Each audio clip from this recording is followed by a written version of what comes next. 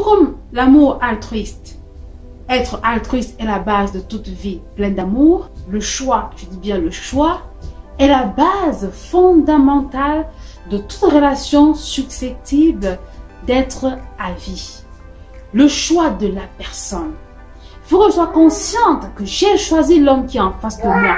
Il faut que l'homme qui est en face de moi soit conscient qu'il m'a choisi. Et le choix est quelque chose qui se fait tous les jours.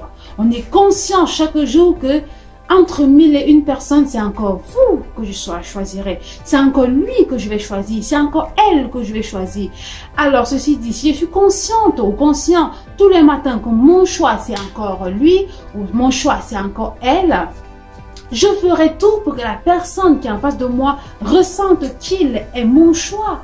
Parce qu'il n'y a rien de plus dénigrant que de voir quelqu'un en face de vous qui force à vous aimer, qui force à être avec vous, qui n'arrive même pas à vous dire des choses qui vont de soi. Et vous savez le conseil ultime devant ces cas-là, fuyez-en, regardez derrière. Parce que quel que soit votre degré d'altruisme, quelqu'un qui ne vous choisit pas, qui ne vous veut pas, ne saurait jamais, mais alors au grand jamais, accepter votre amour, aussi altruiste soit-il. Et donc, ne saura jamais vous aimer, ne saura jamais être altruiste vis-à-vis de vous. En tout cas, si la personne essaie d'être altruiste envers vous, ce sera un altruisme assez flou. Parce que la personne se sentira dans le besoin de tout le temps vous rappeler. J'ai fait ci, j'ai fait ça, j'ai donné ci, j'ai donné ça, j'ai donné ça. Mais sans jamais vous dire, non, en fait, voilà ce que j'ai fait qui n'allait pas. Pardonne-moi, ma bien-aimée, mon bien-aimé. Je ne veux que toi. J'ai besoin de toi. Voilà, voilà, voilà. Dans un couple où il y a de l'amour altruiste, on fait des choses ensemble. Il n'y a pas de concurrence.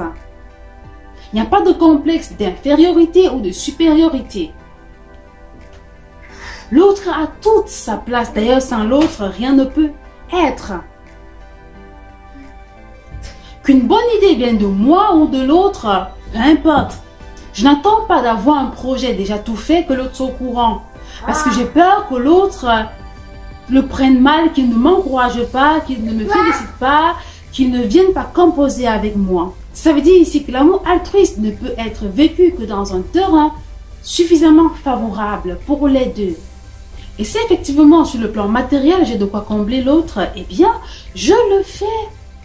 Et surtout sans toutefois sentir le besoin de le lui rappeler. À partir du moment où je rappelle à l'autre tout ce que je fais pour lui, ce n'est plus de l'amour altruiste, ça. Évidemment qu'il y a un moment donné où on peut sentir le besoin de dire, d'attirer l'attention de l'autre. Et c'est d'ailleurs pourquoi, à l'opposé de l'amour altruiste, on a l'amour conditionné.